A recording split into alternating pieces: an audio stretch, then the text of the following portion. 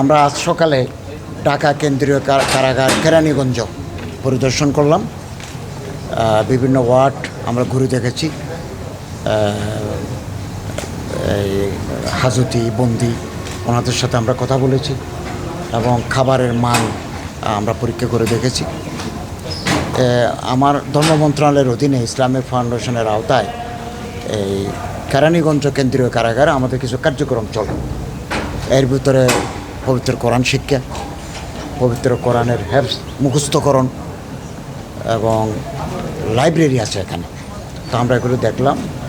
আমরা আইসি মহোদয়ের সাথে কথা বলেছি, এখানে জেলার আছেন ওনার সাথেও কথা বলেছি, আমরা একটু ভিজিট করেছি।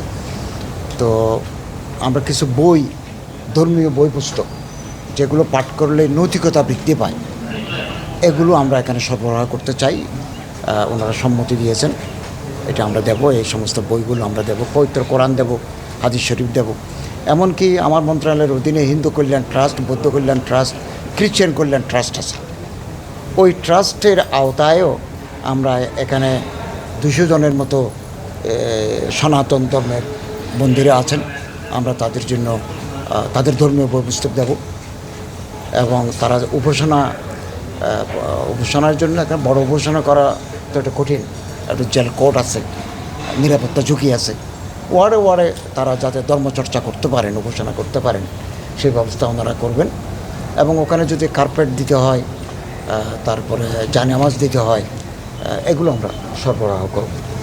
ইতিমধ্যে ইসলামিক ফাউন্ডেশনের একজন ধর্মীয় শিক্ষক এই কারাগারে সেবা দিয়ে যাচ্ছেন। আগামী দিনে আমরা ধর্মীয় শিক্ষকের সংখ্যা আরও বাড়াব। আইজি মহোদয়ের সাথে আলাপ করেই আমরা আরও ধর্মীয় শিক্ষক বাড়াবো এবং প্রয়োজনে হিন্দু যারা বন্দী আছেন সনাতনী, তাদের জন্য হিন্দু ধর্মের একজন শিক্ষকও আমরা দেব। এবং এই পর্যন্ত মক্তব, পবিত্র কোরআন শিক্ষা 35 জন শিক্ষক আছে এখানে। অনেক বন্দী আসেন যারা কোরআন শরীফ পড়তে জানেন, পড়াতে জানেন, হাফেজ, এরকম 35 জন শিক্ষক আছেন। এবং মক্তবে কয়েদি হাজতি বন্দীদের উপস্থিতি 220 জন থেকে 225 জন প্রতিদিন, উপস্থিতিও কম নয়।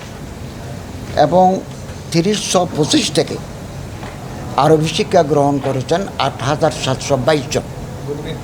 কারণ পবিত্র কোরআন পড়তে হলে আরবি জানতে হয়, হাদিস পড়তে হলে কিছুটা আরবি জানতে হয়। আরবি শিক্ষা গ্রহণ করেছেন 8722 জন। এখানে পবিত্র কোরআনের সবক নিয়েছেন পাঠ করার জন্য, তেলাওয়াত করার জন্য 2470 জন।